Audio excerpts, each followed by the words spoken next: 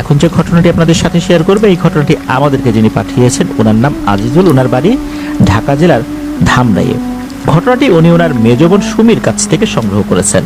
তো ঘটনাটি যার সাথে ঘটেছে তিনি এই সুমি আপার ননদের মেয়ের ছেলে শিশু সন্তান, মাত্র অল্প কয়েকদিন বয়স হয়েছিল তার। ঘটনাটি ঘটেছিল 2021 সালের জানুয়ারি মাসের প্রথম সপ্তাহে। ঘটনাটির স্থান বগুড়া জেলার শাহজাহানপুর উপজেলার ঘোহাল গ্রামে। ওই সময় ওই ইউনিয়ন পরিষদের নির্বাচনের আয়োজন চলছিল। নির্বাচন উপলক্ষে যারা ক্যান্ডিডেট ছিলেন, যারা দাঁড়িয়েছিলেন আর কি নির্বাচনে, তাদের যারা কর্মী বাহিনী আছে তারা তো তাদের মতো করে তাদের প্রার্থীর প্রচারণা চালাচ্ছিল। তো এই যে ননদের মেয়ের হাজবেন্ড যিনি, উনিও কিন্তু এই প্রচারণায় অংশ নিয়েছিলেন। ওনার বাইক ছিল, সারাদিন এই প্রচারণার কাজ করতেন, বাড়িতে ফিরতে ফিরতে রাত হয়ে যেত। তো এমনই এক রাতের বেলা উনি প্রচারণা করে ওনার সাথে আরেকজন ছিল, তাকে সাথে নিয়ে উনি বাড়িতে ফিরছিলেন। তো ওনারা যেই পথ দিয়ে বাড়িতে ফিরছিলেন ওই পথ দিয়ে ওনারা আসলে সবসময় আসেন না, মাঝে মাঝে আসেন। তো ওনারা যে সময়টাতে ফিরছিলেন তখন যে অনেক রাত এটা আসলে বলা যাবে না, মোটামুটি রাত 9টা-10টা এরকম হবে আর কি। আর যেহেতু ওই এলাকায় নির্বাচনের বেশ একটা আয়োজন চলছিল, মানুষজন তো জেগেই ছিল, অনেকে নির্বাচনী প্রচারণা যেহেতু করতেন, বাধ্য হয়ে রাতের বেলাতেও কারো বাড়িতে ভোট চাইতে যেতে হতো। এই জন্য রাস্তাঘাটে মানুষজন ওই সময় ছিল। তো এই যে ননদের মেয়ের হাজবেন্ড যিনি, উনি যখন বাইক নিয়ে ফিরছিলেন, ওনার সাথে তার একজন ছিল, তো ওনারা ওই পথ দিয়ে আসার সময় একটা ছোট্ট কালভার্ট পড়ে। ওনারা যখন ওই কালভার্টের কাছাকাছি আসার উপক্রম হয়েছেন, তখন ওরা দূর থেকে দেখেন ওই কালভার্টের উপরে একটা লাশের খাটিয়া রাখা, আর তার মধ্যে লাশও রাখা, সাদা কাফনে মোড়ানো। বাইকের সামনের যে হেডলাইট থাকে, এই হেডলাইটের আলোতে ওনারা কিন্তু দূর থেকে স্পষ্ট দেখতে পেলেন। ওনারা কিন্তু মোটরসাইকেল থামান নাই, ওনার মোটরসাইকেলটা সোজা চালিয়ে কালভার্টের উপরে আসলেন। ওই যে খাটিয়া আর লাশ, এটা পর্যবেক্ষণ করতে লাগলেন। দেখলেন যে দেখতে সাধারণ একটা কাঠের খাটিয়া, লাশটাও স্বাভাবিকই মনে হচ্ছে। লাশটার উচ্চতা 5 ফুট 4 ইঞ্চি, 5 ইঞ্চি বা 6 ইঞ্চি এরকম হতে পারে আর কি। একটা শুকনো দেহের একটা মানুষ, পুরুষ না মহিলা এটা বোঝা যাচ্ছে না। ওনারা চিন্তা করলেন কি ব্যাপার, এখানে কালভার্টের উপরে লাশের খাটিয়া রেখে লোকজন কোথায় গেল? কেউ না কেউ তো থাকবে এখানে, একজনও নাই। ওনারা কিন্তু এটা দেখে ভয় পায়নি। ওনারা চিন্তা করলেন যে দেখি তো সামনে যাই, বাইকটা টান দিয়ে সামনের লোকজনদেরকে বলি যে এই লাশটা কোত্থেকে আসলো, লোকজনই বা কোথায়। ওনারা তখন দ্রুত বাইকটা টান দিয়ে কিছুটা সামনে গিয়েছেন। ওইখানে একটা চায়ের দোকান আছে। তো চায়ের দোকানের লোকজন ওই সময় ছিল না, তবে যিনি দোকানদার উনি ছিলেন। দোকান বন্ধ করতে তার আরও বেশ কিছুটা সময় লাগবে। তো ওই দোকানদারকে গিয়ে জিজ্ঞেস করছেন, কি ভাই, এই কালভার্টের উপর দেখি একটা লাশ, এই লাশের কি পরিবার পরিজন নাই, লোকজন নাই, কালভার্টের উপর রেখে চলে গেছে, চলেন তো ভাই লোকজন নিয়ে যাই, এই লাশটার একটা সুরাহা করি। তখন ওই দোকানদার চমকে উঠেছেন, কি বলেন ভাই, আপনি কালভার্টের উপরে লাশ দেখছেন? তখন বলে হ্যাঁ। তখন ওই দোকানদার বলছে, ভাই আপনাদের কোনো ক্ষতি টতি করে নাই তো? তখন উনি বলতেছেন যে ক্ষতি করবে কেন, আমরা দুইজন মানুষ আছি, আমরা দুইজনই তো দেখলাম যে খাটের উপর লাশ শোয়ানো। তখন ওই দোকানদার বলছে, ভাই তাড়াতাড়ি চলে যান এখান থেকে, আর দেরি করেন না, আপনার বড় বাচ্চা বেঁচে গেছেন, দ্রুত বাড়িতে যান। ওনারা তো বুঝতে পারতেছে না ঘটনাটা কি।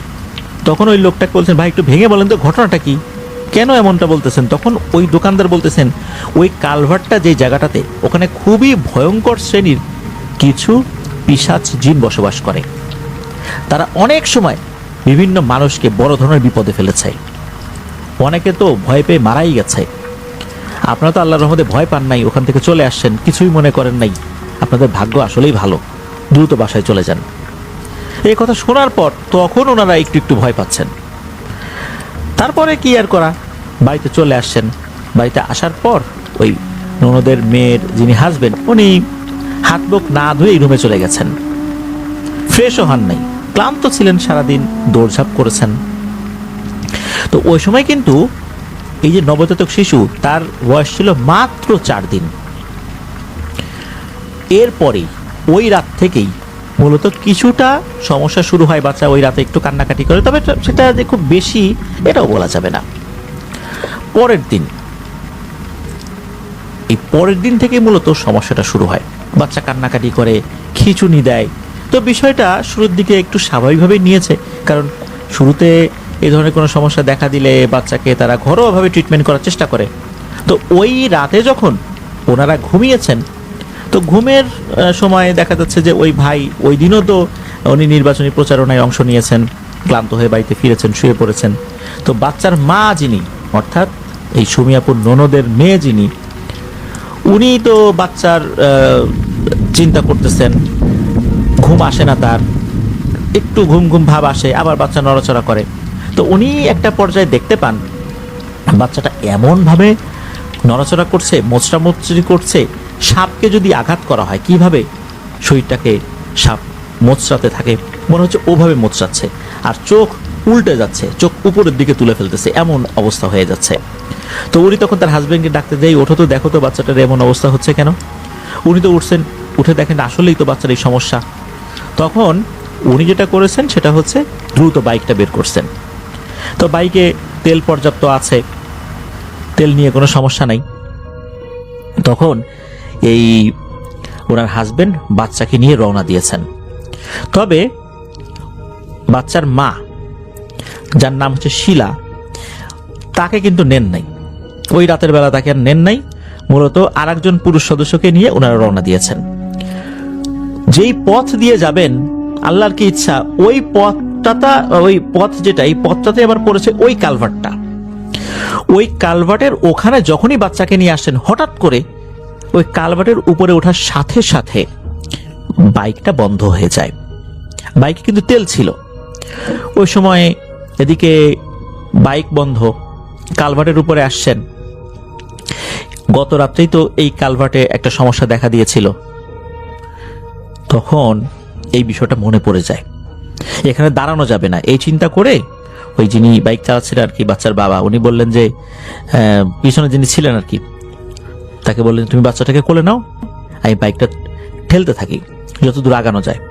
বাইকটা যখন ঠেলতে ঠেলতে ওই কালভার্টের নিচে নামিয়ে আনছেন, কি মনে করে উনি বাইকটা স্টার্ট দেওয়ার চেষ্টা করেছেন, দেখেন বাইকটা স্টার্ট হয়ে গেছে। ওনারা তো অবাক। এদিকে বাচ্চাটা কিন্তু ছটফট করছে। এরপর ওনারা যত দ্রুত সম্ভব ওনারা একটা হসপিটালে চলে আসেন। তবে হসপিটালে আসার পর দেখা গেল বাচ্চাটা একদম নিস্তেজ হয়ে গেছে, তার শ্বাস প্রশ্বাস চলছে না। ডাক্তার চেক করে দেখতে পেলেন বাচ্চাটা আরো আগেই মারা গেছে। বাচ্চাটাকে মৃত অবস্থায় বাড়িতে নিয়ে আসা হয়। মাত্র কয়েকদিনের বাচ্চা, ফুটফুটে একটা ছেলে সন্তান এভাবে মারা গেল। কেন মারা গেল ডাক্তারও কোনো বুঝতে পারে নাই, আসলে কোন রোগের কারণে এটা হয়েছে, কোনো আলামতি বুঝতে পারে নাই। বাচ্চাটাকে দাফন কাফন করা হয়। কয়েকদিন পর একজন হুজুরকে নিয়ে আসা হয়। ঘটনাটা কি, কেন এই বাচ্চাটা এভাবে মারা গেল? তখন হুজুর একটু সময় নেন। সময় নেবার পর এরপর বলতে একদিন পরে আসছেন, এসে বেশ কিছু রহস্যময় তথ্য দেন, যে তথ্যগুলো আসলে তাদেরও জানা ছিল না। হুজুর বলেন, ওই রাতে যখন বাচ্চার বাবা বাইক নিয়ে ফিরছিলেন, তখন এই যে লাশের খাটিয়াটা দেখতে পেয়েছিলেন, মূলত এরা ভয় দেখানোর জন্য পিছু নিয়েছিল। উনি ওইখান থেকে বাড়িতে চলে আসার পর হাত মুখ ধোন নাই। যেহেতু ওনারা ভয় পান নাই, ওই পিশাচটা ক্ষিপ্ত হয়ে তার সাথে সাথে বাড়িতে চলে আসে। আর হাত মুখ না ধুয়ে ফ্রেশ না হয়ে বাড়িতে উনি চলে আসেন। চলে আসার পর এই নবজাতক শিশু, তখনও তো ওই ঘরটা আতুর ঘর আর কি বলতে হবে, তার পাশে শুয়ে পড়েছেন। আর তখনই ওই পিশাচটা ওই বাচ্চার পিছু নিয়েছে, বাচ্চার সাথে লেগে গেছে। ওই পিশাচটা নাকি ওই বাড়িতে আসার পর দেখে আর একটা পিশাচ ওই বাচ্চার কাছে বসে আছে। তখন নাকি ওই পিশাচকে বলছে, এই তুই এখানে কেন? তখন নাকি ওই পিশাচটা আবার সদ্য আসা পিশাচকে বলেছে যে, এই বাচ্চার জন্মের পর থেকেই আমি ওর পিছু নিছি। ও হসপিটালের যেই রুমে ভর্তি ছিল বাচ্চার মা এবং বাচ্চা, ওই রুমের পাশেই আমি থাকতাম। ওখান থেকে এই বাচ্চাটার দিকে নজর দিছি, ওই বাচ্চাটাকে তো আমি মারবই। তখন নাকি ওই পিশাচ বলেছে, ঠিক আছে, আমিও মারার জন্য আসছি, আমরা দুইজন মিলে মারবো। এদিকে ঘটেছে আর একটা ঘটনা, সেটা হচ্ছে ওই বাড়িতে নাকি দুজন জিন থাকতো। এই দুইজন জিন এই বাড়ি পাহারা দিত, মানুষদেরকে বিভিন্ন সমস্যা থেকে রক্ষা করার চেষ্টা করতে তাদের সাধ্য অনুযায়ী। এটা আবার ওই বাড়ির লোকজন জানতো না। হুজুর এই কাজটা যখন শুরু করেছেন তখন জানতে পেরেছেন, মানে তথ্য নেওয়া শুরু করেছেন তখন জানতে পেরেছেন। হুজুর ওই জিনটাকে হাজির করেছিলেন। সেই জিন হাজির হওয়ার পর অদ্ভুত একটা তথ্য দেয়। তা হচ্ছে যে যেই রাতে ওই বাচ্চার বাবা নির্বাচনী প্রচারণা শেষ করে বাড়িতে ফিরেছে, হঠাৎ করে নাকি ওই জিনের এক আত্মীয় এসে খবর দেয় ওই জিনের বাচ্চাকে কে বা কারা অপহরণ করেছে। তখন নিজের বাচ্চাকে উদ্ধার করার জন্য সে চলে যায়, আর সে যাওয়ার সময় ওই সাথে যে আর একটা জিন ছিল তাকেও নিয়ে যায়। এখন তো বাড়ি ফাঁকা, এই সুযোগে এরা চলে আসছে। এদিকে ওই জিনের বাচ্চাকে অপহরণ করেছে, তার এই অপহৃত বাচ্চাকে উদ্ধার করতে সময় লেগে গেছে। পরে বোঝা গেল এই পুরোটাই ছিল একটা সাজানো নাটক। এই কারণে নাটক বলছি যে এই জিনের বাচ্চাটাকে অপহরণ করে এমন একটা জায়গায় রেখেছে, খুঁজতে কয়েকদিন সময় লাগবে, কিন্তু খুঁজে পাওয়া যাবে। ওই জিনও বুঝতে পারবে না এই কাজটা কে করেছে। সে তার বাচ্চাকে খোঁজার জন্য চলে গেছে ওই বাড়ি ছেড়ে। আর ওই বাড়ি থেকে সে যতটুকু দূরে গেছে মোটামুটি তার আসতে সময় লাগতো না, কিন্তু ওই বাড়িতে সে তো আর বন্দি না যে যেতে পারবে না। আর ওই বাড়ির লোকজনও তো জানে না, সে নিজের থেকেই কোনো কারণে এই বাড়ির লোকদেরকে পাহারা দিয়ে রাখে, ওই বাড়ি পাহারা দিয়ে রাখে। যেহেতু তার নিজের বাচ্চা অপহৃত হয়েছে, তাকে তো উদ্ধার করতেই হবে। এই জন্য সে ওই সময়ের জন্য যখন চলে গিয়েছে, তখন হচ্ছে এই দুই জিন তারা এই বাড়িতে ঢুকে পড়েছে। মূলত এরা কারসাজি করেই এই কাজটি করেছে। মাঝখান থেকে এই বাচ্চাকে এই দুটো জিন হত্যা করেছে। আর যারা পাহারা দিত এরা এই দুই জিনের একটা ফাঁদে পড়ে ওই সময়ের জন্য এই বাড়ি ছেড়ে চলে গিয়েছিল। বাচ্চাটা তো মারা গেল। আর প্রিয় লিসেনার্স, ঘটনাটা আপাত দৃষ্টিতে এ পর্যন্ত হলেও এই ঘটনা থেকে শিক্ষণীয় কিন্তু একটা ব্যাপার রয়েছে। বাড়িতে ফিরেই আমাদেরকে কিন্তু ফ্রেশ হতে হবে, হাত মুখ ধুতে হবে, ভালো করে পরিচ্ছন্ন হতে হবে। সম্ভব হলে আমরা অবশ্যই ওযু করে নিব। যদি মনে হয় আমরা বিভিন্ন জায়গা থেকে ঘুরে এসেছি, মাঠ ঘাট, কবরস্থান, শ্মশান, তাহলে আমরা বাড়িতে ফিরে এসে গোসল করে নেবার চেষ্টা করব অবশ্যই। এরপর গোসলের সময় অবশ্যই গোসলের যে ফরজগুলো রয়েছে সেগুলো আদায় করব, আমরা ওযু করব, তারপরে গিয়ে আমরা বাচ্চাকে ধরব। যেহেতু নবজাতক শিশুর কিন্তু একটা নির্দিষ্ট সময় থাকে, যে সময়টা পর্যন্ত আমরা আতুর ঘর বলে থাকি। ওই সময় কিন্তু অনায়াসেই কোনো দুষ্ট জিনেরা ওই বাচ্চাদের উপর প্রভাব বিস্তার করতে পারে। মূলত এরকম একটা প্রেক্ষাপট তৈরি করা হয়েছিল ওই বাচ্চাটাকে হত্যা করার জন্য। যে কোনো ভাবেই হোক, দুটো জিনের উদ্দেশ্য একটা সময় এসে এক হয়ে যায়, তাই তারা সেই কাজটি করে ফেলেছে। আর অনায়াসেই যেন বাচ্চাটাকে মেরে ফেলা যায়, এই জন্য তারা একটা নাটক সাজিয়েছিল, যাতে করে ওই ফাঁদে পড়ে পাহারাদার জিনগুলো তারা এখান থেকে কিছু সময়ের জন্য চলে যায়, এবং হয়েছিল তাই।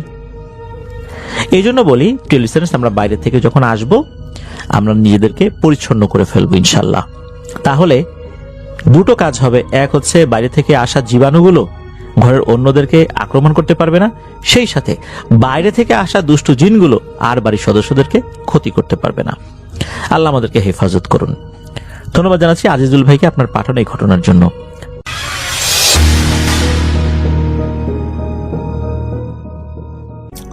যিনি আমাকে ঘটনা পাঠিয়েছেন তার নাম নিশাত। তিনি ঢাকার মিরপুরে থাকেন। এবার তিনি এইচএসসি ব্যাচের ক্যান্ডিডেট এবং বিএন কলেজ থেকে তিনি আছেন। তিনি এভাবে লিখেছেন যে, আশা করি আল্লাহ তাআলার রহমতে আপনি ভালো আছেন। আমিও আলহামদুলিল্লাহ ভালোর দলে আছি। শুরুতেই ক্ষমা চেয়ে নিচ্ছি, আমি বাংলিশ লিখেছি। আমি আমার বাবা মায়ের একমাত্র সন্তান। আমার আর কোনো আপন ভাই বোন নেই। এ কারণে আমার কাজিনদের প্রতি একটা বেশ ভালোবাসা অনেক আগের থেকেই কাজ করে এবং অনেক বেশি। আমার মেজো ছেলে শুভ ছিল আমার কাজিন। আমরা দুইজন সেম এজ হওয়ার কারণে বলতে গেলে আমরা একজন আরেকজনের বেস্ট ফ্রেন্ড। আমি ঢাকায় থাকি আর শুভ আমার নানুর বাড়ি পাবনার কোনো এক গ্রামে থাকে। তবে আমি বাড়ি গেলেই দুইজন মাঝরাত অবধি পুকুর ঘাটে বসে আড্ডা দেওয়া, লুকিয়ে স্মোক করা, এছাড়া আরো অনেক রকম দুষ্টামি আর আনন্দমুখর সময় কাটানোর মধ্য দিয়ে আমরা অনেক সময় টাইম স্পেন্ড করেছি। আগেই বলে রাখছি, আমি যখন ঢাকা থেকে পাবনায় যেতাম তখন ভৌতিকতার অনেক এপিসোড একসাথে শুনতে শুনতে যেতাম। রাত 1টা-2টা পর্যন্ত আড্ডা দিয়ে রুমে এসে আমরা দুই ভাই হয়ে যেতাম ভৌতিকতার মনোযোগী শ্রোতা। যাই হোক, সেদিন 22 অগাস্ট রাত পেরিয়ে ফজরের আজান কেবল শেষ হলো। সারা রাত আমি বন্ধুদের সাথে গেমিং করে ঘুমাতে যাব, ঠিক এমন সময় মনে হলো আমার দরজায় কেউ নক করছে। আমি তেমন একটা ভ্রুক্ষেপ করলাম না। ঠিক তার 2 মিনিট পরই আবারও পাশের রুম থেকে আম্মু কল দিয়ে বলছে, দরজাটা খোলো। আমি অনেক অবাক হয়ে তাড়াহুড়া করে দরজা খুলেই বললাম, কি হয়েছে? আরো ঠিক কিছু বলতে যাব, তখনই আম্মু বলে উঠল, আমাকে থামিয়ে দিল এবং বলল, শুভ আত্মহত্যা করেছে। আম্মুর মুখে এই কথাটা শুনে আমি থমকে যাই, আমার দম আটকে যাচ্ছিল। আমি শুধু বললাম, কি হয়েছে আমার ভাইয়ের? আম্মু আমার এই অবস্থা দেখে আমাকে সান্ত্বনা দিয়ে বলল, তেমন কিছু না, শুভ খুব অসুস্থ, হাসপাতালে নেওয়া হয়েছে, চলো বাড়ি যেতে হবে। আমরা তখনই রওনা হলাম ঢাকা থেকে পাবনার উদ্দেশ্যে। বাড়ি পৌঁছাতে পৌঁছাতে প্রায় 10টা বেজে গেল। বাড়ি ঢোকার আগেই দেখতে পেলাম একটা পুলিশের গাড়ি। আমি তখনই আম্মুকে বললাম, আম্মু এখানে পুলিশের গাড়ি কেন আসছে, আর মানুষের কান্নার আওয়াজ কোথা থেকে আসছে? তখন আম্মু বলল, শুভ আর নেই। আমি এক দৌড় দিয়ে বাড়িতে ঢুকেই দেখতে পাই আমার বন্ধু, আমার ভাই শুয়ে আছে বারান্দার, আর ওকে ঢেকে রাখা হয়েছে বিছানার চাদর দিয়ে। আমি ভেঙে পড়ি, মুখের উপর থেকে চাদরটা সরিয়ে ওর মুখটা দেখি। পাশ থেকে আমার ভাবি অর্থাৎ শুভর বড় ভাইয়ের বউ বলতে শুনলাম ও নাকি গলায় দড়ি দিয়েছে। আমি এটা শোনার সাথে সাথে আমার মনে একটু খটকা লাগলো। এতদিন শুনেছি ফাঁসি নিলে নাকি জিভ বের হয়ে যায়, চোখ বড় হয়ে থাকে, মুখ কালো হয়ে সাদা হয়ে যায় বা কিছু একটা, তবে ওর মুখটা একদম স্বাভাবিক কিভাবে? মনের অজান্তে আমি তখনই বলে উঠি, আমার ভাই মরে নাই, ওকে কেউ মেরে ফেলেছে। সবাই আমাকে সান্ত্বনা দিয়ে ঘরে নিয়ে যায়। এদিকে ডোম চলে এসছে, পুলিশ পোস্টমর্টেমের জন্য লাশ নিয়ে যাবে পাবনা সদর হাসপাতালে। 20 মিনিটের মধ্যেই লাশ নিয়ে গেল। আনুমানিক বিকাল 5টায় লাশ বাড়ি নিয়ে আসা হয়। তারপর লাশ দাফন কাফন শেষ করতে করতে রাত 8টা বেজে যায়।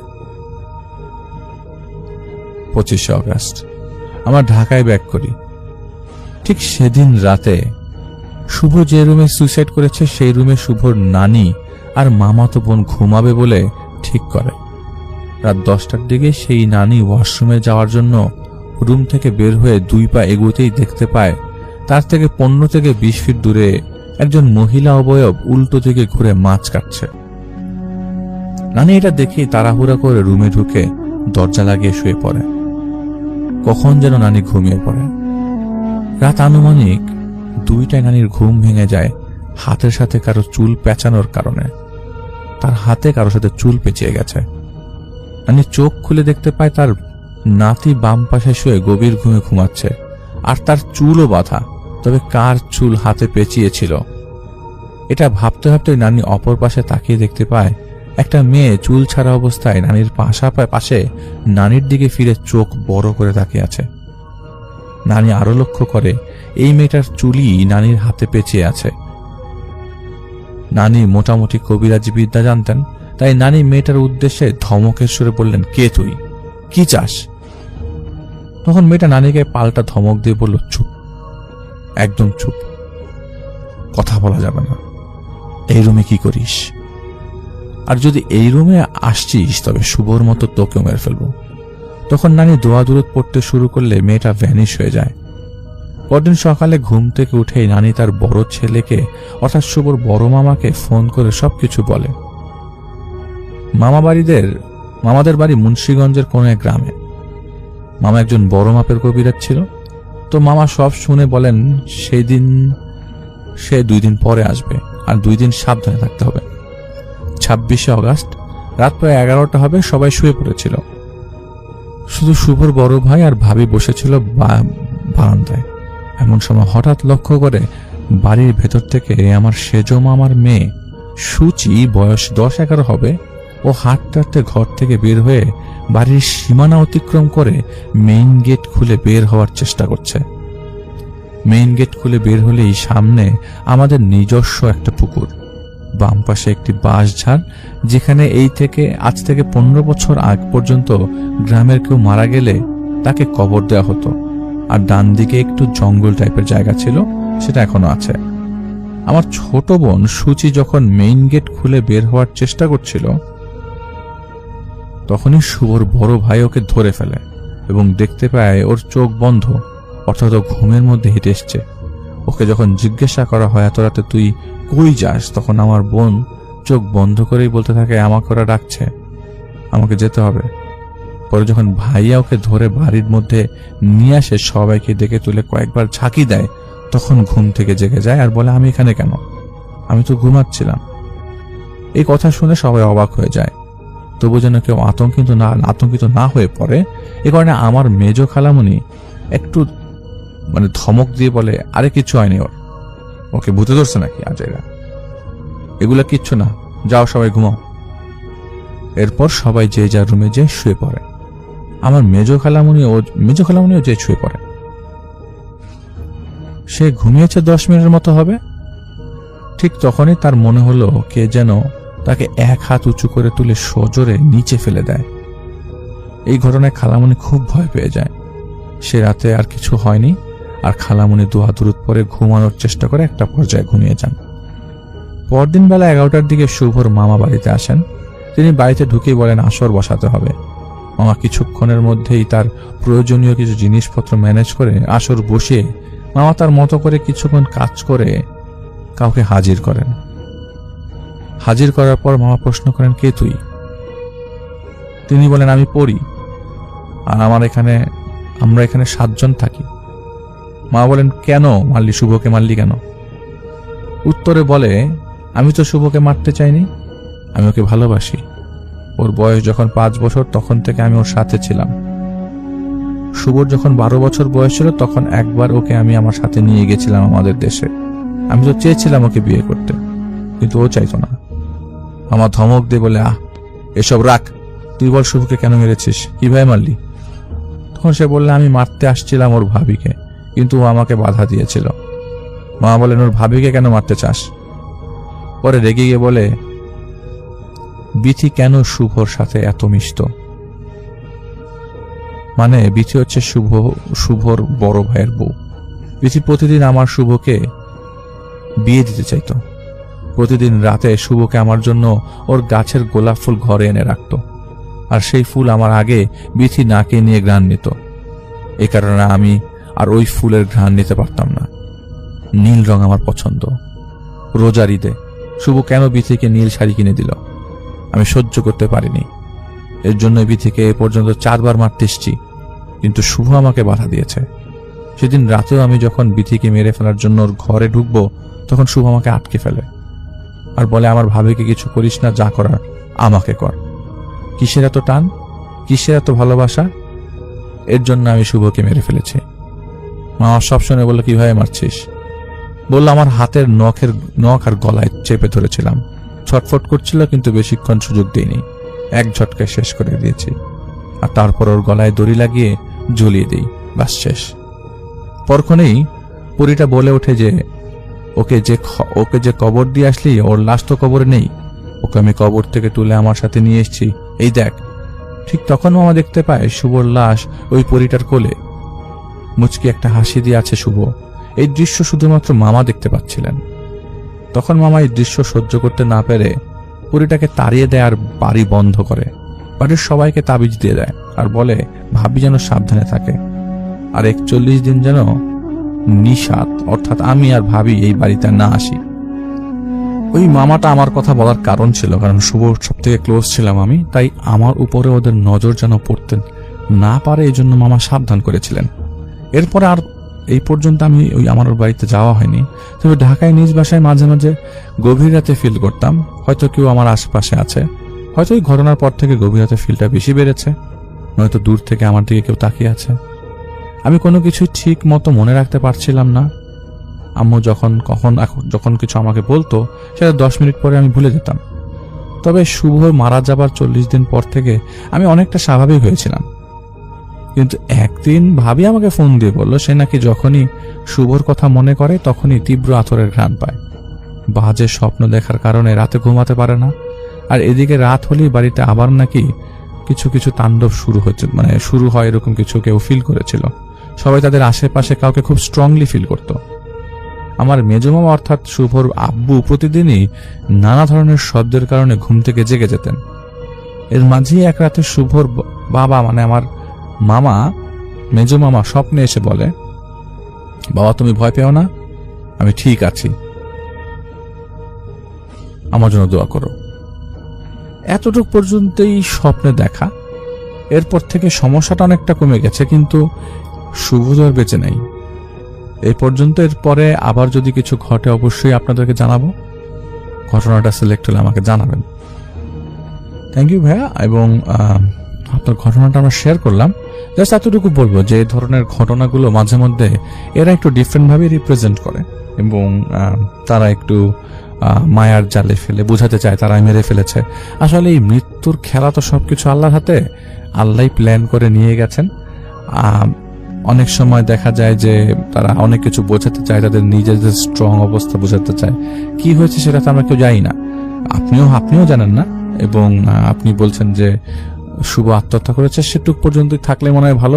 বাকি যে ঘটনাগুলো ঘটেছে সেটা অনেকটা লোকচক্ষুর আড়ালেই ঘটেছে। তো আপনার এই ঘটনার জন্য অনেক অনেক থ্যাঙ্কস। এবং আমি চলে যাব আমাদের পরবর্তী ঘটনায়। আর যিনি আমাকে ঘটনা পাঠিয়েছেন তার নাম বলছি, তার নাম হচ্ছে সাফিন। তিনি লালবাগ নবাবগঞ্জ থেকে আমাদেরকে ঘটনা পাঠিয়েছেন।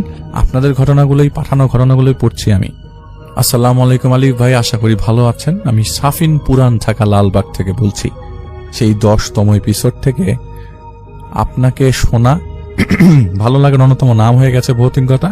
কাজের সময় কানে হেডফোন লাগিয়ে ভৌতিকতা না শুনলে আমার কাজে কোনো গতি আসে না। ভৌতিকতা জীবনের এমন একটা অংশ হয়ে পড়েছে, এখন 116তম এপিসোডের সামির ভাইয়ের সাভারের ঘটনা শুনতে শুনতে লিখছি। থ্যাংক ইউ সো মাচ আপনাকে। ভৌতিকতার প্রতিটি এপিসোড আমার কম করে হলো 2 থেকে 3 বার শোনা হয়। ধন্যবাদ জানাই আব্দুর রব ভাইকে, রেফায়েত ভাইকে এবং জাহিদ ভাইকে, যাদের ঘটনা শুনলে ভৌতিক অভিজ্ঞতার সাথে ইসলাম এবং ইমানেরও জোর আসে। ঘটনাটা 2014 সালের এপ্রিল মে মাসের দিকে। আমরা তখন এলিফ্যান্ট রোডের কোন একটা তেলের গলিতে থাকি, ভোজ্য তেলের গলিতে। ঘটনাটি ভৌতিক কিনা আমি জানি না, তবে আজও তো আমার কাছে রহস্যময়। তখন আমি কেবলই এসএসসি পরীক্ষা শেষ করে তাবলিগের 40 দিনের চিল্লা দিয়ে বাসায় ফিরেছি। আলহামদুলিল্লাহ, আল্লাহ তাআলার আমার উপর আল্লাহ তাআলা এতটাই আমি হেদায়েত প্রাপ্ত হয়েছিলাম এবং রহমত প্রাপ্ত হয়েছিলাম যে প্রতিদিন ফজর নামাজের সময় আমি মুয়াজ্জিমের আগে উপস্থিত থাকতাম মসজিদের গেটে। আমি উপস্থিত হওয়ার পর মুয়াজ্জিম সাহেব আসতেন, মুয়াজ্জিম সাহেব আজান দিতেন, আমি সুন্নত শেষ করে আল্লাহর কাছে মোনাজাত ধরতাম। ঠিক ইমাম সাহেব নামাজের দাঁড়ানোর 1 সেকেন্ড আগে কিভাবে যেন মোনাজাতটা শেষ হতো, আর মাঝখানের এই 20-25 মিনিট আমার কাছে 2-3 মিনিটের মতো লাগতো। তাহাজ্জুদ সহ অন্যান্য আমল দিনে 24 ঘন্টার ভেতর 15-16 ঘন্টায় আমি মসজিদের মধ্যে বিভিন্ন আমলে সময় কাটাতাম। 2 রাকাত নফল নামাজ পড়তে সময় নিতাম অনেক সময়। এতটাই আমলদার হয়ে পড়েছিলাম আমি বোঝাতে পারবো না। ঘটনাটা ফজরের নামাজে যাওয়ার সময়ের পথে আমাদের গলির ঘটনা। আমাদের গলির ঠিক মাঝখানে হালকা অন্ধকার একটা স্থান ছিল, যেটা পার করতে আমার খুব ভয় লাগতো। কোনোভাবেই সেই স্থানটা আমার পার করার সাহস ছিল না। কিন্তু হঠাৎ একদিন ফজর নামাজ পড়তে নিচে নেমে দেখি বাসার নিচে মাঝারি সাইজের একটি কুকুর বসে আছে। আমি নামাজ পড়ি, আমার থেকে 5 থেকে 6 ফিট দূরত্বে সে হাঁটা শুরু করে এবং অন্ধকার স্থানটি পার করে সে ঠিক গলির মাথায় মেইন রোড পর্যন্ত এগিয়ে দিয়ে আসতো। আর ঘটনাটা ঘটতো ফজরের আজানের 5 থেকে 10 মিনিট আগে। এইভাবে প্রতিদিনই ঘটনাটা ঘটতে লাগে। একটা বিষয় ছিল, আমি সেই গলিটিতে 2008 সাল থেকে থাকতাম এবং গলিটির প্রায় অনেকগুলো কুকুরকে দেখতাম, তো আমার চেনা ছিল। কিন্তু সেই কুকুরটাকে আমি আগে পরে কখনো দেখতাম না। দিনের বেলাতেও অনেক খুঁজেছি, পাইনি, শুধু ফজরের সময় দেখা পেতাম। এভাবে অনেকদিন চলতে লাগলো। কিন্তু যখন আমি কলেজে ভর্তি হই, পড়াশোনার সহ বিভিন্ন চাপে আমার আমল কমে গেল। হঠাৎ সে আসা বন্ধ করে দেয়। তারপর আমি অনেকভাবে আমল বাড়ানোর চেষ্টা করছিলাম, কিন্তু হচ্ছিল না, এবং আমি তারও দেখা পাচ্ছিলাম না। আজ অবধি আমি তার দেখা পাইনি, আর দেখা পাবই বা কিভাবে? তখনকার মতো আমল 2023 অবধিও করতে পারিনি। জানি না সেটা কোনো কুকুর ছিল নাকি উপর আল্লাহ প্রদত্ত অন্য কোনো মাখলুক, তবে ওই প্রাণীটি সেই কয়টা মাসের জন্য আমার সাথে চলা খুব ভালো সঙ্গী হয়েছিল। ঠিক সেই কুকুরটি আসা বন্ধ করে দেওয়ার পরের ঘটনা বলছি। আমাদের সেই বাসাটাও কম ভৌতিক অথবা রহস্যময় ছিল না। আমরা 3 তলায় থাকতাম এবং 4র্থ তলায় ছিল ছাদ। 3 তলাতেই ছিল গেট, যা সবসময় তালা মারা থাকতো, যার চাবি আমাদের এবং পাশের ফ্ল্যাটের বাড়িওয়ালা আন্টি ব্যতীত কারো কাছে থাকতো না। সুতরাং ছাদে অন্য কারো ওঠা অসম্ভব ছিল। ছাদে কারো দৌড়াদৌড়ি তখন নিত্য নৈমিত্তিক বিষয় ছিল। এমন হয়েছে, মশলা বাটা, রান্না বান্না অথবা দৌড়াদৌড়ির শব্দ পেয়ে সাথে সাথে ছাদে গিয়েছি দেখার জন্য কেউ আছে কিনা। ছাদের গেট খোলার আগ মুহূর্তে শব্দ পাচ্ছি। গেট খোলার পরে দেখতে আমার কিচ্ছু নেই, পুরো ছাদ খা খা করছে। এমন একবার না, এটা বহুবার করেছি, কিছুরই দেখা পাইনি। আমাদের বাসার অনেকেই অনেক কিছু বলে দেখেছিল, কিন্তু আমি অথবা আমার পরিবারের কেউ কখনো দেখিনি। একবার আমাদের বাসায় এক ভাই রাতে ছাদে উঠেছিল। উঠেই সে দেখে বিশাল আকৃতির গলা কাটা একটা ঘোড়া দাঁড়িয়ে আছে। দেখার সাথে সাথে সে দৌড়ে নিচে নেমে আসে। আমি প্রায় বারান্দায় ঘুমাতাম। ওই দিনও প্রচুর গরমের জন্য আমি আমার রুম ছেড়ে আম্মু বাবাকে বলে তাদের বারান্দায় বিছানা করে ঘুমিয়েছিলাম।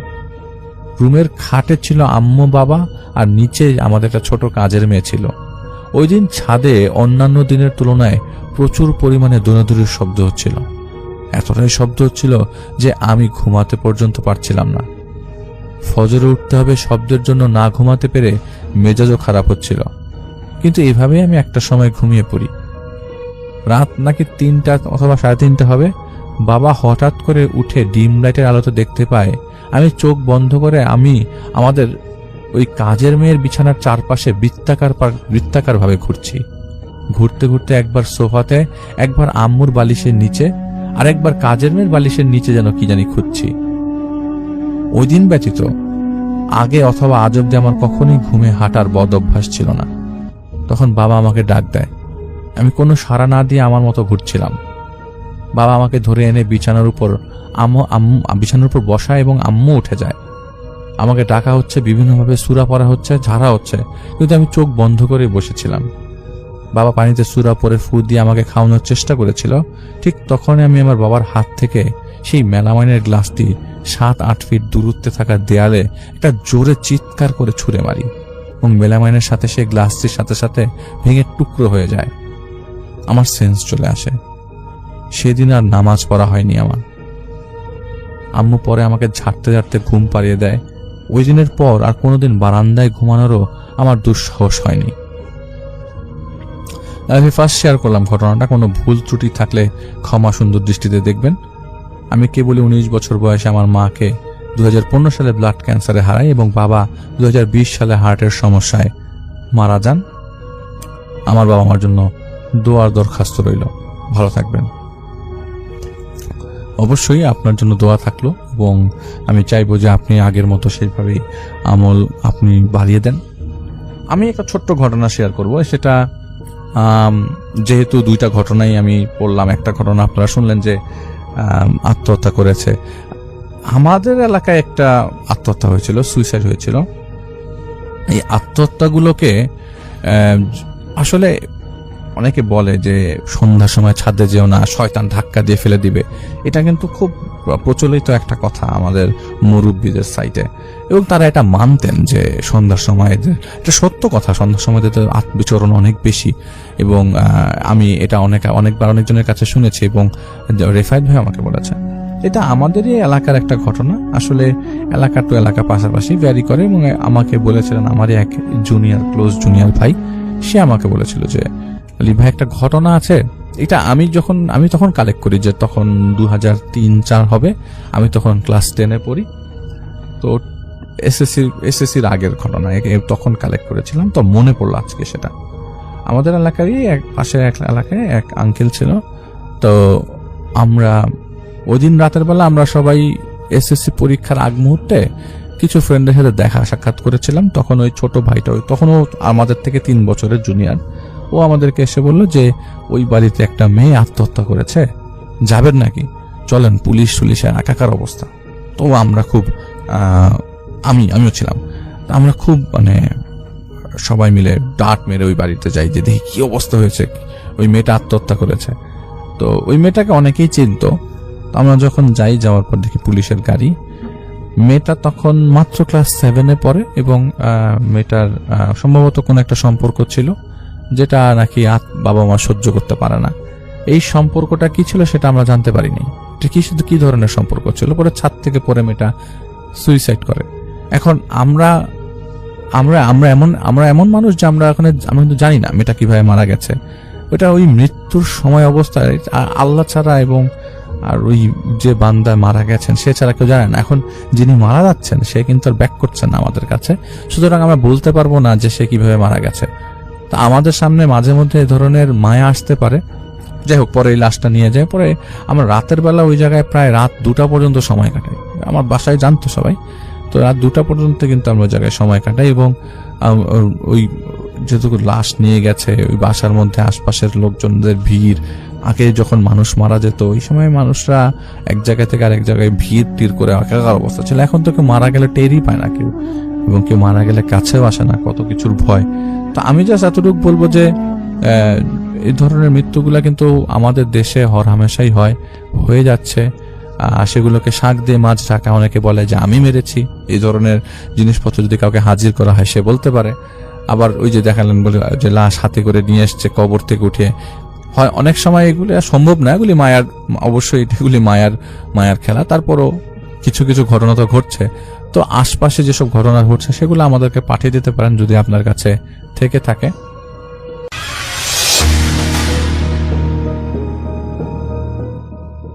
যাই হোক, চলে যাব এখনকার ঘটনায়। যে ঘটনাটি আমাদের সাথে শেয়ার করেছেন আহসান টেক্সাস অস্টিন থেকে, এবং আহসান তার বন্ধু রবির কাছ থেকে কালেক্ট করা একটি ঘটনা আমাদের সাথে শেয়ার করেছেন, এবং তিনি রিকোয়েস্ট করেছেন আমি যেন আমার মতো করে ঘটনাটা আপনাদেরকে শোনাই। তো আমি চলে যাচ্ছি আহসানের ঘটনায়। আহসানের বন্ধু রবি, তার সাথে বেশ অনেক দিন ধরেই মানে তার ক্লোজ ফ্রেন্ড, কারণ তারা একসাথে ইউনিভার্সিটিতে পড়েছেন এবং পরবর্তীতে জবও করেছেন একই প্রতিষ্ঠানে। এবং রবির কাছ থেকে আহসান এই কাহিনীটি কালেক্ট করেছেন। তিনি রবি সহ অন্যান্য মানুষকে বলেছিলেন যে তিনি একটি অনুষ্ঠান শোনেন এবং সেখানে তিনি ঘটনা পাঠাতে চান, তার কাছে কোনো ঘটনা নাই। তো যাই হোক, সেই রবি তার বড় ভাইয়ের একটি ঘটনা তাকে সাথে সাথে শেয়ার করে, এবং সেই ঘটনাটা আমি আপনাদেরকে এখন শোনাবো। তো রবির বড় ভাইয়ের নাম হচ্ছে রেইমন্ড, এবং রেইমন্ড সেই সময় তিনি অ্যালাবামাতে পড়াশোনা করতে গিয়েছিলেন তার ইউনিভার্সিটি লাইফে। আর সেখান থেকে তিনি পরবর্তীতে তার গ্র্যাজুয়েশন সব শেষ করেন এবং মানে ভালোভাবেই শেষ করেন আর কি। তো তার যে স্টুডেন্ট লাইফে তার একটি ঘটনা, এবং সেটি বেশ ভয়ের ছিল, তার মনে বেশ বড় একটি আঁচড় কেটে গিয়েছিল, এবং তিনি তার জীবনে বেশ কিছুদিন এটার জন্য সাফারার ছিলেন এবং তার মেন্টালি ডিস্টার্ব অবস্থা ছিলেন। তাকে সাইকিয়াট্রিস্টের কাছে যেতে হয়েছিল এই ঘটনার কারণে। তো সেই রেমান্ডের সেই কাহিনীটি আমি আপনাদের কাছে শেয়ার করছি এবং আমি আমার মতো করে শোনাচ্ছি আপনাদের। তো রেইমন্ড তখন ফ্রেশম্যান, একেবারে ইউনিভার্সিটিতে প্রথম গিয়েছে অ্যালাবামাতে পড়াশোনা করতে। সেখানে গিয়ে তিনি মোটামুটি ভালোই সময় কাটাচ্ছিলেন, কারণ তিনি যখন গিয়েছেন সেখানে গিয়ে বেশ ভালোই লাগছিল তার কাছে। যে অ্যাকচুয়ালি রেইমন্ডের ফ্যামিলি বিলং করতো নিউ ইয়র্কে। তো নিউ ইয়র্ক থেকে অ্যালাবামা অনেকটাই মানে কি বলে একটু কান্ট্রি টাইপের জায়গা, নেচার অনেক বেশি অন্যরকম আর কি। যদিও নিউ ইয়র্কের আপস্টেটে অনেক সুন্দর সুন্দর জায়গা আছে, অনেক সুন্দর ন্যাচারাল প্লেসেস আছে, কিন্তু অ্যালাবামা আবার সেই তুলনায় দেখা যাচ্ছে অনেকটাই ওয়েদার ডিফারেন্ট, সবকিছু একটু অন্যরকম। তো যাই হোক, এনজয় করছিলেন, যদিও সে সিটি লাইফ মাঝে মাঝে মিস করেন, কারণ সিটি লাইফটা তার কাছে খুব আকর্ষণীয়। তারপরও তিনি বেশ এনজয় করছিলেন ওখানে। তাদের যে ডর্ম ছিল সেই ডর্মটাও ছিল একেবারেই একটু ন্যাচারাল স্পেসে, এবং খুব ডেন্স না, মানুষজন কম। এবং যাই হোক, সেখানে তার অনেকের সাথে বন্ধুত্ব হয়, কয়েকজনের সাথে বন্ধুত্ব হয়ে যায়। তো তাদের ইউনিভার্সিটির বাইরেও বন্ধুর সাথে বন্ধুত্ব হয়, মানে কারোর মানুষের সাথে বন্ধুত্ব হয়। একসাথে তার আড্ডা দিতেন, সেখানকার সেই ছোট যে তাদের যেখানে ক্যাফে ছিল ক্যাফেতে আড্ডা দিতেন। রেমন্ডের ইউনিভার্সিটির বন্ধুর বাইরে তার সাথে খুব ঘনিষ্ঠতা আর একটা বন্ধু, তার নাম হচ্ছে ডাগলাস আর কি, ডাগ বলে তাকে ডাকে তারা শর্ট ফর্মে। তো ডাগের সাথে তার ভালো ফ্রেন্ডশিপ হয় এবং তার সাথে মানে মন মানসিকতা খুব মিলে আর কি। তারা আড্ডা যখন দেয়, গল্প গুজব করে, বিভিন্ন সাবজেক্টে তাদের চিন্তা ভাবনা একরকম থাকে। তো যাই হোক, তো রেমন্ড, ডাগ আর অ্যান্ডি তার সাথে ইউনিভার্সিটির ফ্রেন্ড, তারা তিনজন বিভিন্ন রকমের গল্প করে, প্ল্যান করে, এই করে সেই করে। তো একবার তাদের সামনে লেবার ডে হলিডে পড়ে, তখন চিন্তা করে যে একটু বেড়াতে যাব এবং তাদের এই এলাকার থেকে একটু দূরে তারা বেড়াতে যাওয়ার প্ল্যান করে। তো সে প্ল্যানটা হচ্ছে একটা লেক আছে সেখানে, সেই লেকের পাড়ে, স্পেসিফিকলি লেকের নামটা আমি এখানে উল্লেখ করছি না, সেই লেকের পাড়ে তারা যাবে। সেখানে খুব সুন্দর জায়গা এবং বলছে যে অনেক পুরনো এবং সেই জায়গায় সুন্দর মানে বিশাল কটন ফিল্ড আছে, মানে যে তুলার চাষ হয় এবং অনেক সুন্দর নাকি জায়গাটা। তো যাই হোক, নেচার দেখবে। তো তাদের অল ডে প্ল্যান এবং ট্র্যাকে করে যাবে খাবার দাবার নিয়ে এই সেই। তো যেদিন সকালে তাদের যাওয়ার কথা, তারা চাইছিল যে সকাল 9টা-10টার মধ্যে বের হয়ে যাবে। তো ট্রাক রেডি করে, এবং ট্রাক ছিল ডাগলাসের আর কি, ডাগের ট্রাক, এবং ট্রাক নিয়ে আসার পরে তো রেমন্ড তো তার মতো রেডি হয়ে নামে এবং সে ওয়েট করছিল যে তার ফ্রেন্ড অ্যান্ডি কখন আসবে। তো দেখা যায় অ্যান্ডির কোনো খবর নেই, তো অ্যান্ডি আসতেছে না। তো সে আবার ব্যাক করে তার যায়, তার ডর্মে ঢুকে যে অ্যান্ডিকে ফোন করে। ও, এটা হচ্ছে 90s এর ঘটনা, মানে তখনকার সময় কিন্তু সেলুলার ফোন ছিল না ওরকম আর কি, মানে ছিল না তা না, ছিল বাট মানে সবার কাছে এরকম অ্যাভেলেবেল ছিল না, মানে আমেরিকাতেও এটা খুব এক্সপেন্সিভ, সবার কাছে থাকতো না। তো যাই হোক, তো সে তার ডর্মে ঢুকে সে ফোন করে এবং তার অ্যান্ডিকে সে পায় না, অনেকবার রিং করে। তো সে বের হয়ে এসে ডাককে বলে যে ডাগ, আই ক্যান্ট রিচ হিম, ওর সমস্যাটা কি বুঝতেছি না। তো সে তারপরে কিছুক্ষণ তারা ওয়েট করে আবার রিং করে। তো এই পরে ওই অ্যান্ডির যে রুমমেট সে ফোন ধরে বলে যে অ্যান্ডির একটা কল আসে বাসার থেকে, তো he has to go somewhere. So সে কিছু বলে নাই, চলে গেছে, সরাসরি বের হয়ে চলে গেছে। তো এটা শুনে রেমন্ডের খুব রাগ লাগে, সে এসে ডাককে বলে যে এই কাহিনী, সে অ্যান্ডি তো কই গেছে, ওর বাসার থেকে ফোন আসছিল বাড়ির থেকে, এবং সে কোথায় বের হয়ে গেছে, কাউকে কিছু বলে নাই। তো তখন তাকে ওই ডাক বলে যে আসলে কি করবি, তাহলে চল তো আমরা দুজন চলে যাই। বলে ঠিক আছে। তো তারা দুজন মিলেই রওনা দেয় ট্রাকে করে যাচ্ছে, খুব ভালো মজা লাগতেছে। এবং দিনটা ছিল মানে সানি, মানে খুব রৌদ্রোজ্জ্বল দিন, এবং বেশ ভালোই সূর্যের আলো পড়ছিল চারিদিকে, সুন্দর ভালো একটা এনভায়রনমেন্ট, খুব জোস একটা এনভায়রনমেন্ট। গান শুনতে শুনতে তারা যাচ্ছে দুজন ট্রাকে। তো গল্প করতে করতে, গান শুনতে শুনতে এক সময় তারা ওই এলাকায় ঢুকলো আর কি, যেখানে তারা ঘুরতে আসছে লেকের কাছে। বেশ খুব সুন্দর একটা কান্ট্রি সাইড জায়গা, মানে খুব সুন্দর, এবং দেখতেছে যে ল্যান্ডস্কেপটা খুব সুন্দর, এরকম উঁচু পাহাড়ের মতো উঠে গেছে, মানে মাটিটা আর কি, তাদের যে ল্যান্ড যেটা, সেটা আস্তে ধীরে এরকম সুন্দর ঢাল হয়ে উঠে গেছে, উপরে আবার নামছে। তো খুব সুন্দর লাগতেছে, রাস্তাটাও এরকম উঁচু নিচু একটা জায়গায়। তো এক সময় তারা পৌঁছালো আর কি, যে সেই লেকের পাড়ের একটা জায়গায়, যেখানে তারা বসে আড্ডা দিবে, গল্প করবে, ক্যাম্পিং করবে। তো ট্রাকের মধ্যে খাবার দাবার ছিল, ডাক নিয়ে আসছে সাথে করে, এবং রেমন্ডও নিয়ে নামছে কিছু। তো যাক, গল্প গুজব করতে করতে দুইজন বললো যে আমরা এখানে বসি। তো বসে আড্ডা হচ্ছে, গল্প করতেছে বিভিন্ন বিষয়, তাদের গল্প হচ্ছে, ট্রাকের মধ্যে গান বাজতেছে এই সেই। তো এরকম একটা অবস্থা। তো তাদের ইচ্ছা হচ্ছে এখানে বিকাল পর্যন্ত থাকবে, বিকালের পরে তারা এখান থেকে চলে যাবে আর কি, এবং হয়তো রাতের মধ্যে তারা পৌঁছায় যাবে তার ডর্মে চলে যাবে, ডাগের মতো চলে যাবে। তো এর মধ্যেই ওই হাঁটা চলা, গল্প গুজব, তারা লেকের পাড়ে গেল, পানি অনেক সুন্দর, অনেক দূরে দেখতেছে বোট চলতেছে, অন্যরকম। তো বেশ একটা ভালো কাটতেছে, সময় কাটতেছে, এরকম অবস্থা। তো এক সময় তাকে ডাক বলল যে আমরা খাবার দাবার খেয়ে নিই। তো ব্যাক করে এসে ট্রাকে লাঞ্চ করলো।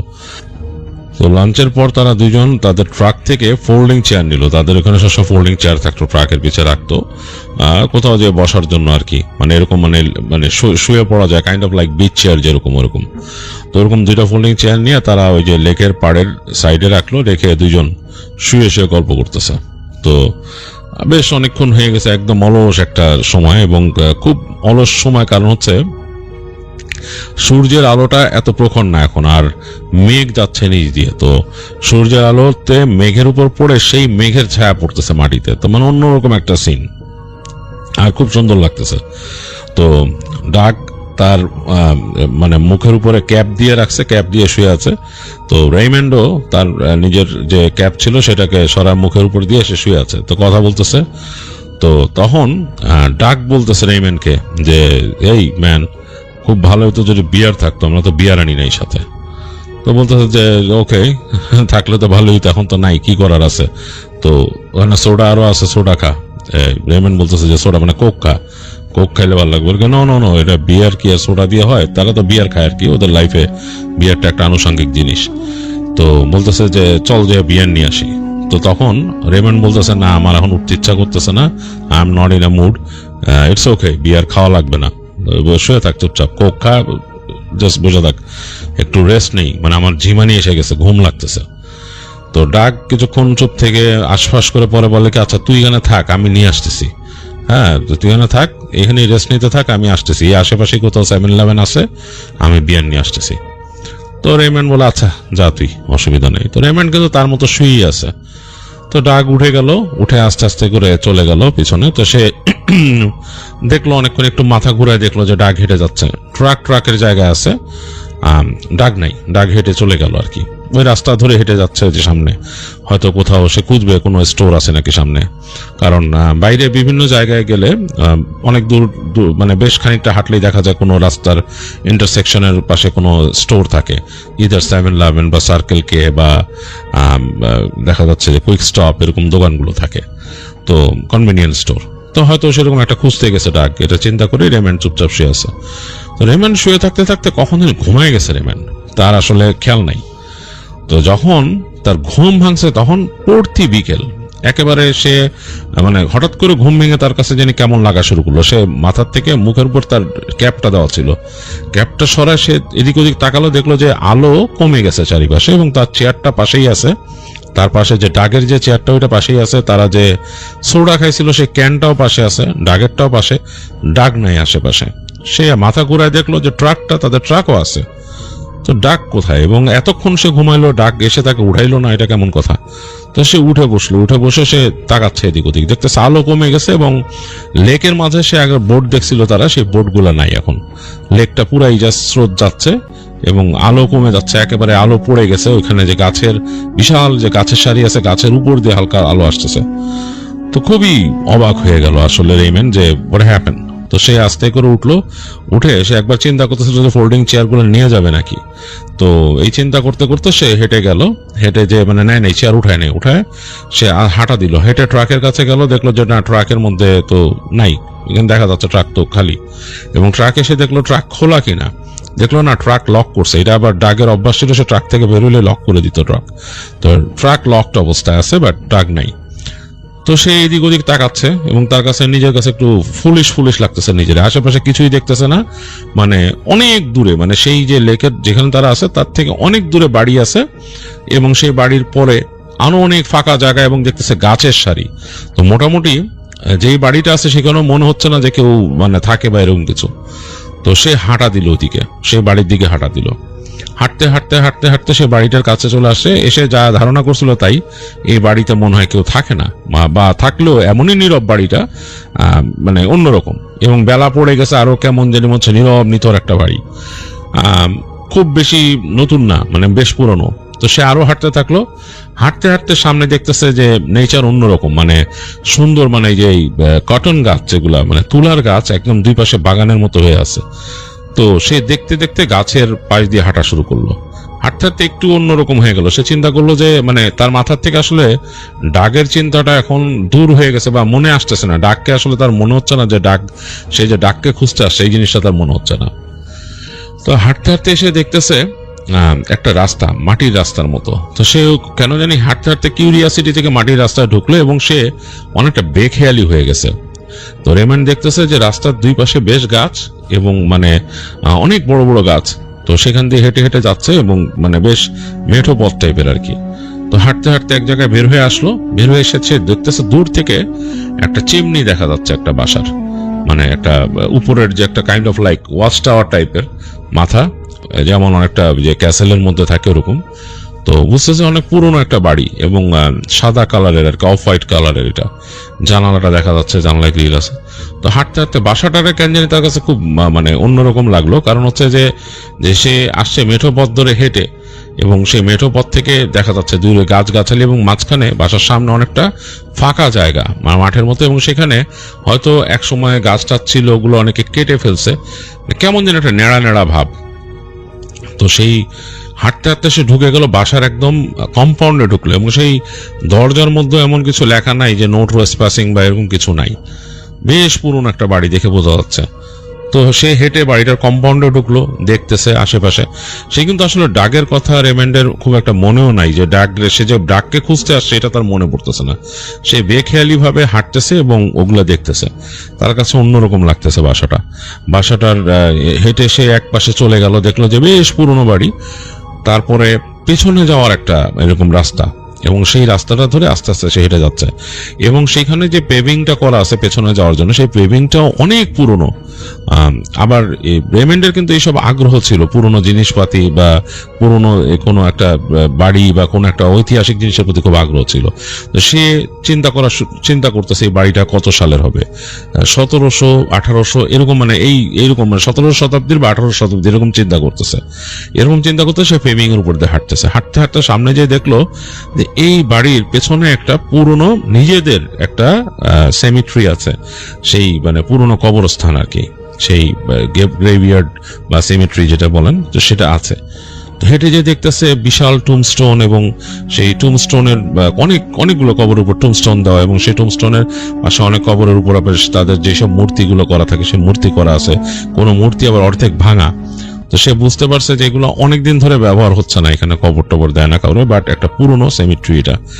তো সে এদিক ওদিক তাকাচ্ছে, মানে এর মাঝে হঠাৎ করে শুনলো পেছন থেকে একজন মানে একটা কণ্ঠস্বর, একটা লোকের কণ্ঠস্বর, বলছে লুকিং ফর সামওয়ান। তো মানে কাউকে খুঁজতেছো? তো সে ফট করে তাকায়, দেখলো যে একজন বয়স্ক লোক, বেশ বয়স্ক, সে একটা ওভারকোটের মতো পরা।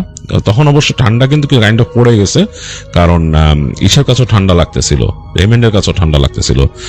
সে শুধু একটা জাস্ট সামার জ্যাকেট পরা ছিল তার ঈশার নিচে, তার জাস্ট যেই শার্টের উপর একটা সামার জ্যাকেট পরা ছিল, কিন্তু ওই লোকটা ওভারকোট পরা, বেশ মাথার মধ্যে ক্যাপ দেওয়া। তো সে একটু হয়ে গেল যে কারো প্রপার্টিতে ঢুকলাম, সে বলছে লুকিং ফর সামওয়ান। তো সে বললো যে no, I was just looking for my friend, I was just wandering around, I am new here, I was just looking around.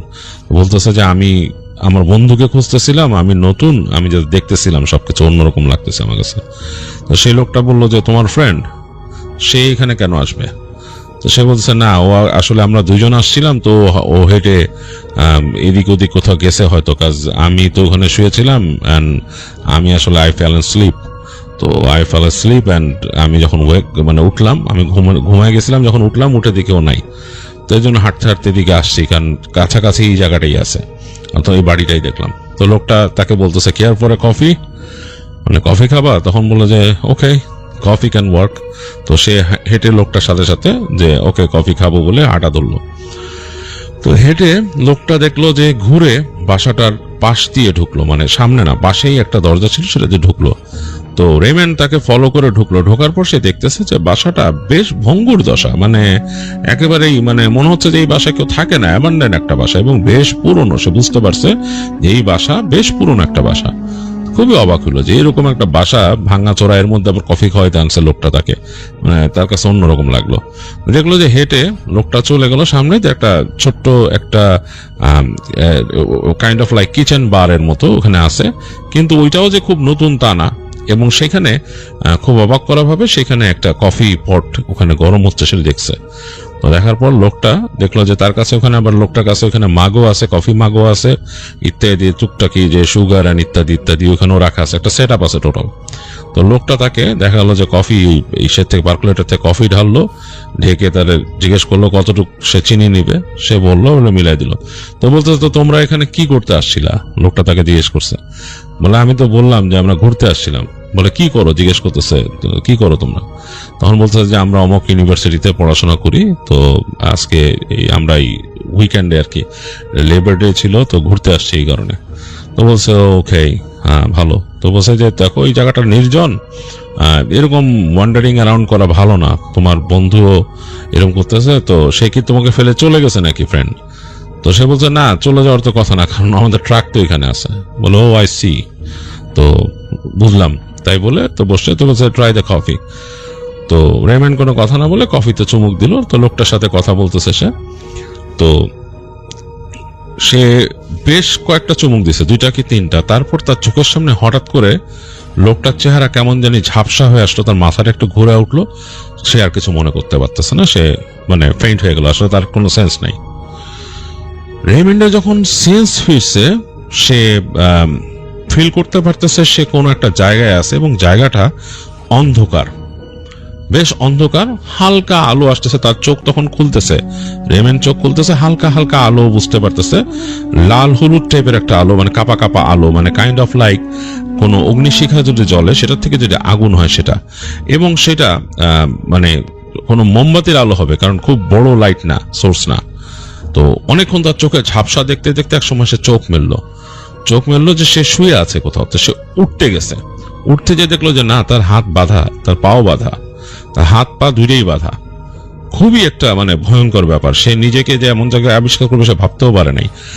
একটা ঘরের মধ্যে সে আছে, শুধু মাথাটা নাড়াইতে পারতেছে, দেখতেছে যে সে তাকায় দেখতেছে যে তার বাঁ পাশে একটা টেবিল, এবং সেই টেবিলটা হচ্ছে গিয়ে কালো কোনো আবলুস কাঠ দিয়ে তৈরি করা একদম চারিপাশে, এবং সেই মানে মানে সেরকম চকচক করতেছে কাঠটা, এবং কাঠের মাঝখানে একেবারে লাল রঙের একটা ভেলভেট দিয়ে একটা just like kind of carrom board যেরকম থাকে সেরকম, কিন্তু আলো ছোট একটা বোর্ডের মতো, এবং সেই বোর্ডের মাঝখানে কিছু নকশা আঁকা, বিভিন্ন রকমের নকশা আঁকা বোর্ডের মাঝখানে, মানে সেই ভেলভেটের উপর নকশা করা, এই নানা রকম এনগ্রেভিং, মানে কিছু দিয়ে আঁকা আর কি। এবং সেই যে বোর্ডটা আছে সেই বোর্ডের মধ্যে জ্বলতেছে, ক্যান্ডেল জ্বলতেছে সেখানে, এবং সেই বোর্ডটা সম্ভবত ষড়ভুজ, মানে 6 কোণা একটা বোর্ড, এরকম মানে একেবারে 4 কোণা না, 6 কোণা একটা বোর্ড, এবং সেটার মধ্যে এরকম মোমবাতি জ্বলতেছে অনেকগুলা। খুবই মানে সে অড ফিল করলো বোর্ডটা দেখে, এবং বোর্ডটা ওখানে রাখা, এবং বোর্ডের ওই পাশে মোমের আলোগুলা যে সব মাঝখানে পড়ছে, ওই পাশে অন্ধকার, ওই পাশে কিছুই বোঝা যাচ্ছে না, এবং একদম নিস্তব্ধতা ঘরের ভেতরে, তার সে বাধা। তো সে আস্তে করে তার মাথাটা ডান দিকে ঘুরালো দেখার জন্য ডান দিকে কি আছে। ডান দিকে মাথা ফেরানোর পর রেমন্ডের একেবারে আত্মা উড়ে গেল, এবং ভয়ে আত্মা খাঁচা ছাড়া হয়ে গেল। সে ডান দিকে তাকাই দেখতেছে যে সে বুঝতে পারলো যে সে একটা বাক্সের উপর শোয়া, বাক্সটা কাইন্ড অফ লাইক ক্যাসকেটের মতো। এটা বুঝতে পারছে কারণ সে দেখছে ডান দিকে তার সাথে একেবারেই সমান্তরাল ভাবে একটা ক্যাসকেট রাখা, কালো ক্যাসকেট, এবং সেই ক্যাসকেটের উপরে ডাগ শুয়ে আছে হাঁ করে, ডাগের মানে বুঝতে পারছে প্রাণ নাই, চোখ খোলা, এবং যেটা দেখে সবচেয়ে সে ভয় পাইছে, ওখানে তো চোখ খোলা ডাগ শুয়ে আছে হাঁ করে, এবং ডাগের বুকের কাছটা পুরো মানে চেরা, সেখানে মানে মনে হচ্ছে যে তার বুক খুলে কিছু বের করে নেওয়া হয়েছে। এটাতে সবচেয়ে বেশি ভয় পাইছে সে, মানে বলার মতো না, মানে মানে ভয়ে সে থরথর করে কাঁপা শুরু করলো, কিন্তু সে কিছু করতে পারতেছে না। খুব হাত মোড়ানোর চেষ্টা করতেছে, তার হাতটা মনে হচ্ছে যে আরো ফেসে যাচ্ছে এখানে। তো এই যখন অবস্থা, সে আসলে মানে কিছুই করতে পারতেছে না, রেমন্ডের প্রচন্ড ভয় লাগতেছে।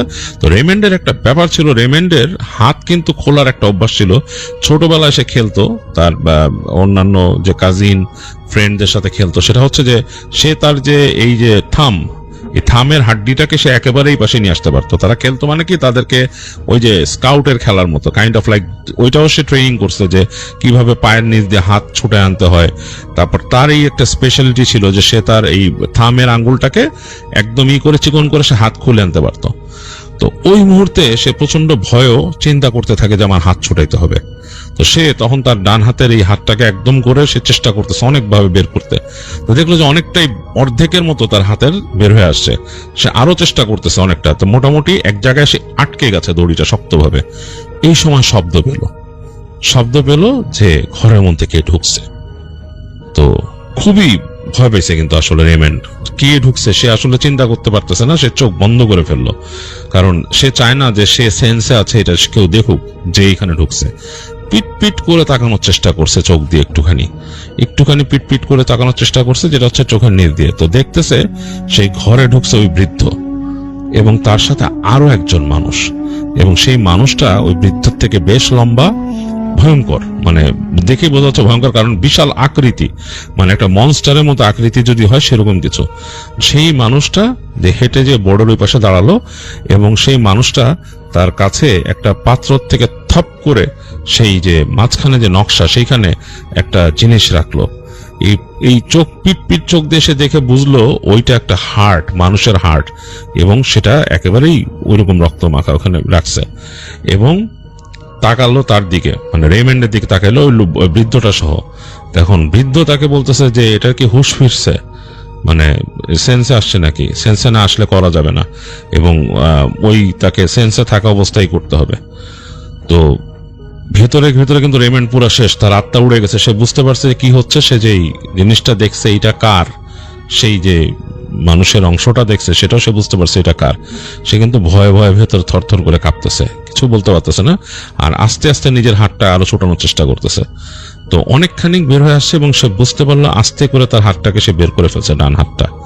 তো এই সময় সে তার সামনে ওই যে বৃদ্ধ লোকটা যে নাকি তাকে ওই সময় কথা বলছিল, সে আস্তে করে হেঁটে তার কাছে আসলো এবং এসে তাকে বলতেছে যে তুমি উঠো ঘুম থেকে, আর কত ঘুমাবা, উঠো, তোমার সময় হয়েছে, তোমার সাথে কথা বলা দরকার। তো রেইমন্ড আস্তে করে চোখ পিট করে এমন ভাব দেখালো যে তার এখনই মানে জাস্ট হুঁশ ফিরছে। তাকায় বলতেছে আমি কোথায়, আমাকে আটকায় রাখছো কেন? সে একটা মানে হাত, যেই হাতটা তার বাধা এখনো, সেটা সে টানাটানি করলো, খুব চটানোর চেষ্টা করলো। লোকটা বলছে না, এটা তুমি এখন ছুটতে পারবা না, তোমাকে এখানে আনা হয়েছে যে তোমাদেরকে আনছে আমাদের যে প্রভু, সে তোমাদেরকে নিয়ে আসছে এখানে অটোমেটিক ভাবে, এবং তোমাদেরকে আমরা তার উদ্দেশ্যে আজকে স্যাক্রিফাইস করব। তোমার বন্ধুর স্যাক্রিফাইস শেষ এবং তুমিও এখন খুশি মনে তোমার নিজেকে স্যাক্রিফাইস করে দিবা, এবং আমাদের প্রভু তিনি তোমাকে এটা গ্রহণ করবেন এবং তার তোমার জন্য এটা একটা ব্লেসিং। তো রেইমন্ড গালাগালি শুরু করে, তখন একেবারে তার মানে যা খুশি বাবা মা তুলে গালাগালি শুরু করে। তো বৃদ্ধটা কোনো কথা বলে না, হাসতেছে। তো এই সময় সেই যে লম্বা লোকটা সে হেঁটে হেঁটে আশেপাশে, এবং তার কিন্তু চেহারা দেখা যাচ্ছে না, সে তার মাথা ঢেকে রাখছে একটা ক্লোকের মতো দিয়ে, এবং মুখের অংশটার মধ্যে একটা কালো মুখোশ পরা। তো রেইমন্ড বুঝতে পারছে যে মুখোশটা হতে পারে কোনো প্লাস্টিক, কোনো ফাইবারের, অথবা ছোট কোনো মেটালের হতে পারে, সামথিং লাইক দ্যাট, এরকম হতে পারে। তো ওই বৃদ্ধটা আস্তে করে সরে দাঁড়ালো পিছনে, এবং সেই যে লম্বা লোকটা সে হেঁটে আসলো রেইমন্ডের কাছে, এবং এসেই সে পাশে দাঁড়ালো। দাঁড়ায় সে আস্তে আস্তে তার সামনে কিছু মন্ত্র পড়া শুরু করলো। আর একবার এদিকে মন্ত্র পড়ে, খুবই ভয়ঙ্কর একটা মানে এটা সিন, রেইমন্ডের মাথা খারাপ হওয়ার মতো দশা, এবং সেই মন্ত্রের শব্দে একবার মন্ত্র পড়ে এদিকে, আরেকবার আসলো তার তার ডানে বায়ে বসে মন্ত্র পড়ছে, ডানে বসে এসে মন্ত্র পড়লো, পড়ে তার কপালের উপর কি একটা চেপে ধরলো অনেকক্ষণ, এবং তারপরে মন্ত্র পড়লো। তারপরে হেঁটে তার পায়ের কাছে গেছে, এবং পায়ের কাছে যে সে মন্ত্র পড়তেছে এবং তাকে বলতেছে এখান থেকে যে তুমি আমাদের প্রভু লুসিফারের নামে নিজেকে তুমি করে দাও, মানে নিজেকে তুমি সঁপে দাও আর কি, নিজেকে তুমি মানে নিজের ইচ্ছায় সঁপে দাও এবং তোমার কল্যাণ হবে, এটা বলতেছে। বলতে বলতে তার দিকে ঝুঁকে আসছে তাকে দেখার জন্য, বা সামথিং দেখার জন্য, বা কিছু সামথিং, এই কারণে ঝুঁকে আসছে অনেকখানি। তো রেইমন্ড ওই সময় মানে সে মনে মনে প্রার্থনা করতেছিল সৃষ্টিকর্তার কাছে, যে আল্লাহর কাছে প্রার্থনা করতেছিল যে তাকে যেন সৃষ্টিকর্তা হেল্প করে। সে মানে একেবারে মনে প্রাণে, কারণ সে বুঝতে পারছে তাকে শয়তানের উদ্দেশ্যে এখানে বলি দিতেছে।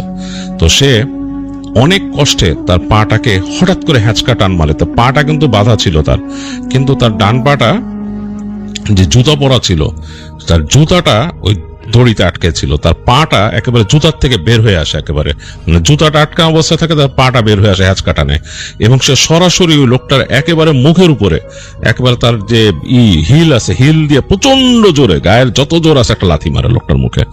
এবং মনে হলো যে সে বুঝতে পারে যে তার যে ওই মাস্কটা আছে ওটা ভেঙে মুখে বসে গেছে, বা সামথিং লাইক দ্যাট। লোকটা একটা অস্ফুট আর্তনাদ করে সরে গেছে, এবং লোকটা ছুরি দিয়ে সে একটা কোপ মারছিল, কোপটা তার গায়ে লাগে নাই, রেইমন্ডের গায়ে লাগে নাই, পাশের যে ওই কাঠটা আছে কাঠের মধ্যে ঘ্যাট করে গেঁথে গেছিল সেই ক্যাসকেটের কাঠের মধ্যে। তো রেইমন্ড সাথে সাথে 1 সেকেন্ড লেট না করে সুযোগের ব্যবহার করার জন্য সে উঠে বসে, উঠেই সে হাত দিয়ে ছুরিটা নিয়ে নেয় আগে, কারণ তার ডান হাতটা তো খুলে ফেলছে, সে ডান হাতে ছুরিটা নিয়ে নেয় এবং সে ঘ্যাচ করে তার ওই পায়ের বা পায়ের দড়িটা কেটে ফেলে এবং তারপর ডান হাতে দড়িটা কেটে ফেলে। এর মধ্যে বয়স্ক লোকটা ছুটে আসতেছিল এবং তার হাতে একটা ছুরি ছিল। তো রেইমন্ড আর কিছু না খেয়াল করে একদম সজোরে ছুরিটা ছুঁড়ে মারে এবং সজোরে তার যে ছুরিটা একদম থ্রো নাইফের মতো ছুঁড়ে মারে এবং লোকটার গায়ের মধ্যে ঘ্যাচ করে গেঁথে যায় ছুরিটা। সে আর কোনো কিছু না দেখে সে লোকটাকে দৌড় দেয়, মানে ওখান থেকে লাফ দেয়, সে লাফ দিয়ে ধাক্কা দিয়ে লোকটাকে সে ফেলে দেয়, ফেলে দিয়ে সে দৌড়ায়, মানে ওখান থেকে বের হয়ে ওই দরজা দিয়ে বের হয়ে যায়। বের হয়ে দরজা দিয়ে বেরোয় সে দেখে যে আসলে সে আটকা ছিল বেসমেন্টে। তো উপর দিকে উঠে আসে, এসে সে দৌড়াচ্ছে, অন্ধকার, রাত তখন অন্ধকার হয়ে গেছে চারিদিক, এবং সে দেখতেছে চারিদিক খা খা করতেছে।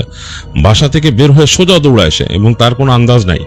দৌড়াতে সে এক সময় চলে আসে যে সেই যে তার যে ট্রাক রাখা ছিল সেইখানে। এখানে এসে দেখে তার ট্রাক নাই, কিচ্ছু নাই।